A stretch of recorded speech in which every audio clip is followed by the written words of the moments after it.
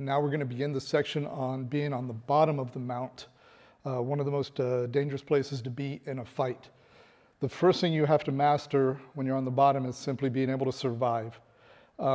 Just trying to escape without a plan or without recognizing the escape will often just lead you into more trouble.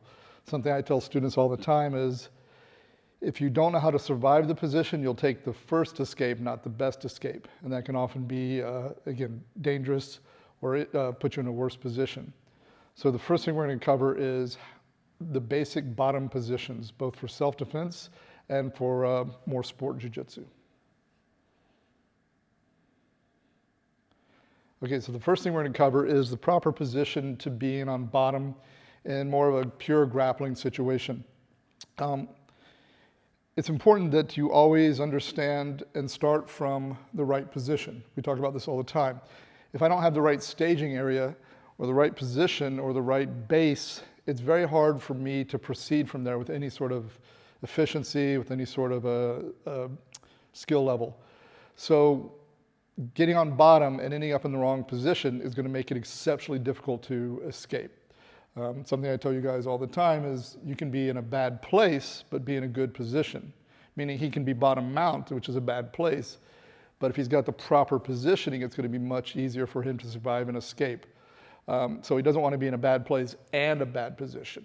Okay, so the first thing we're going to cover is he's going to lay on his back, please, with your head this way. Here, okay. One of the main things he wants to do is keep me on his hips. As long as my weight is resting on his hips, he's going to be able to unbalance me or put me back into guard. Those are going to be our main two escapes. Okay, so what he does not want to allow me to happen is for me to be very high on him. Because right now, if he tries to lift his hips or do anything, it's very hard for him to escape. Also, from this position, I'm in a great position to hit. Here, he can't hit me, so I need to back up. Let's start over. Okay. I'll edit that, so. What's the issue?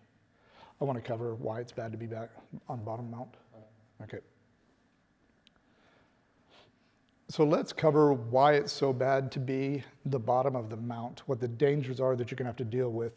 So when he's laying down, okay, why this is such a bad position, one, of course, is he's going to be carrying my weight. And in a fight, this could exhaust him very quickly, making it exceptionally difficult for him to do anything to defend himself. Two, from this position, I have a lot of power to hit him.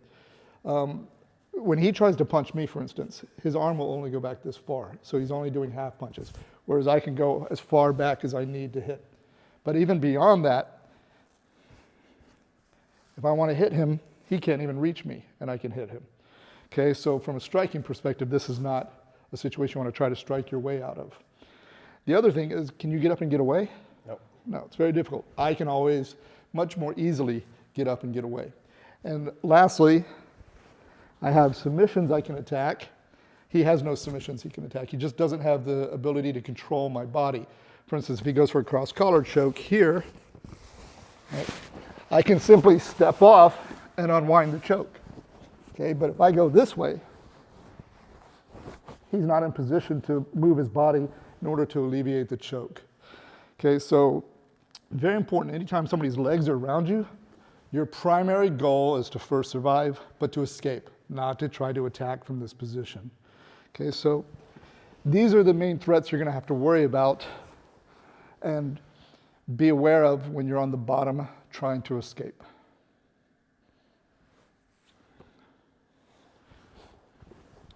Whoops.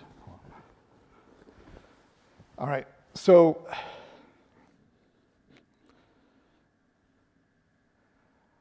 first we're going to cover the proper position to be on bottom in a pure grappling or sport situation. Okay, can I get you to lay down, please?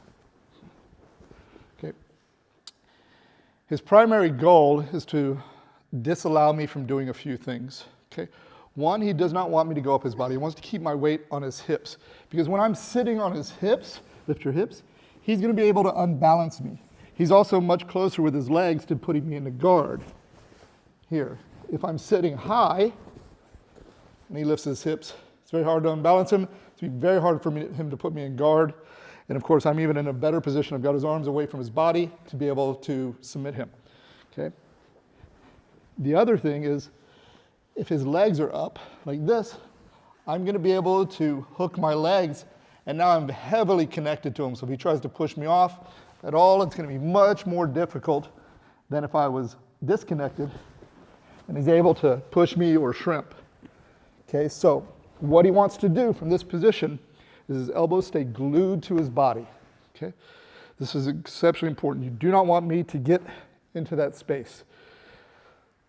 Sometimes you can keep your elbows all the way on the ground glued to your body, but just here is fine. Okay, that way your hands can be close enough to your neck to protect.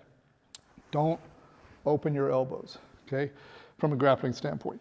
The other thing he wants to do is keep his legs heavy on the ground. Bring your legs up just a little bit. This is not heavy on the ground, okay? He wants to glue his feet to the ground. He can have his feet open. He can have his feet together, okay? But the main thing is he's not lazy with the space under his knee, because if he gets a little bit lazy, I can still dig my feet in. So he wants to make his legs heavy. This way, I have no real connection to him. I'm not able to hold him around his upper body. I'm not able to hold him around his legs. Again, so if he's able to move, he's going to be able to start to open up that space or get me off of him. Okay, so from a grappling standpoint, this is our perspective, very heavy. You've got to train this. Okay, so come here. If I knock him over, what he does not want to do is land on his back with his arms out from his body and his legs up, because I'm immediately going to come up and start connecting. He wants to get in the habit, you need to train this, of if he does fall, he's immediately here where I can't slide up, I can't get anything in. Okay, this has to be trained so that you don't end up in a bad position and in a bad place. He's already in a position to start working his escapes. And that is our bottom mount position from a sport or grappling mindset.